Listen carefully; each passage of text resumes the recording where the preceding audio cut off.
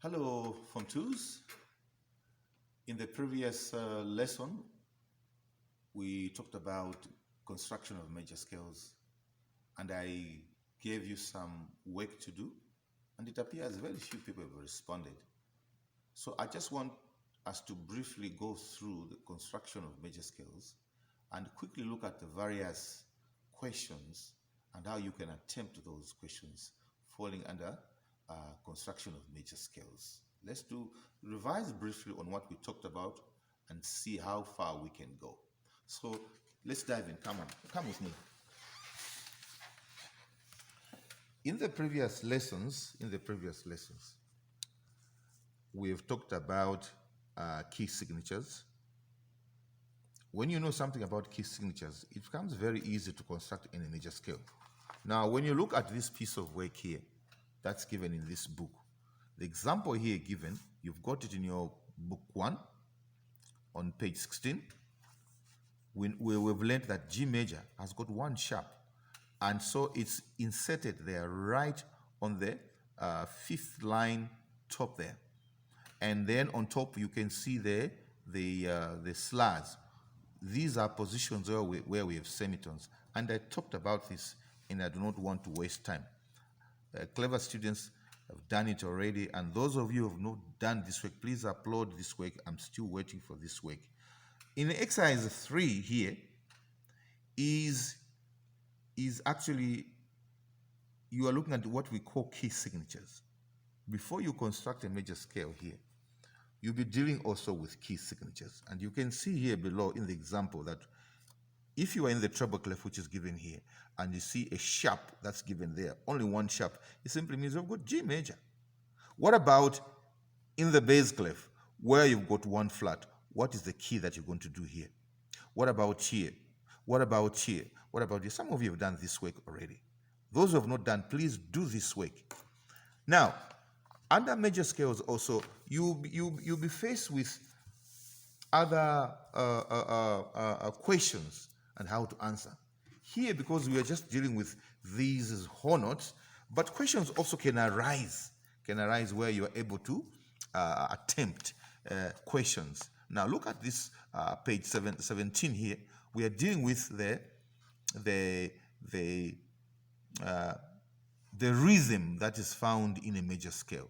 Here, the book is saying the key signatures comes after the clef, but before the time signatures. The key signature comes after the clef. What it simply means is that here you can only see 5 lines, for example. If I put my clef here, this is my treble clef here. Okay? If I do this, I'm saying this is the key signature of the scale of G major. So what it's saying here is that the key signature comes after the treble clef. All right? If you are in the bass clef, for example, here, and you see a flat standing on the B line, you know that you are dealing with the key signature of the scale of F major. But here, what you'll have a job to try, and all you have to do is look at the notes that are found here. This looks like a scale which is ascending. There is even a time signature there.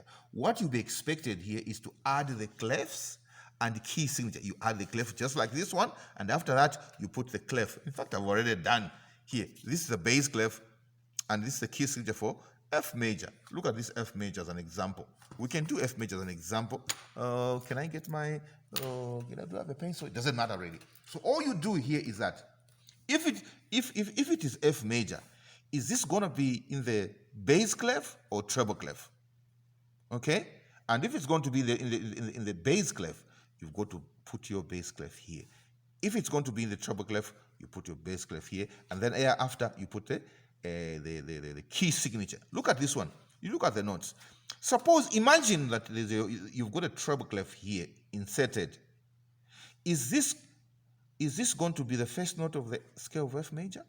If you're in the treble clef, yes, this is going to be. But if you put bass clef here, this cannot be F in the bass clef. It can only be A. You understand? In the bass clef, if you put bass clef here, this is going to be A. If you put treble clef, this is going to be F. And so treble clef is the right clef you're going to put here. And then if you refer to your other work here on key signatures, it's going to help you. See how the key signature is inserted in the treble clef. See how it is inserted in the bass clef.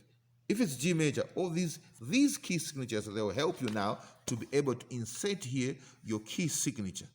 This is how you go about here. So I would like you now to do exercise number 4. Exercise number 4, where you just put a clef and you put a treble clef. This work, exercise number 5, we're going to do it in the next lesson. Construction of scales, where you're given the rhythm. Here, the rhythm is already given there. All you do is just add the clef and the key signature. That's what I want you to do.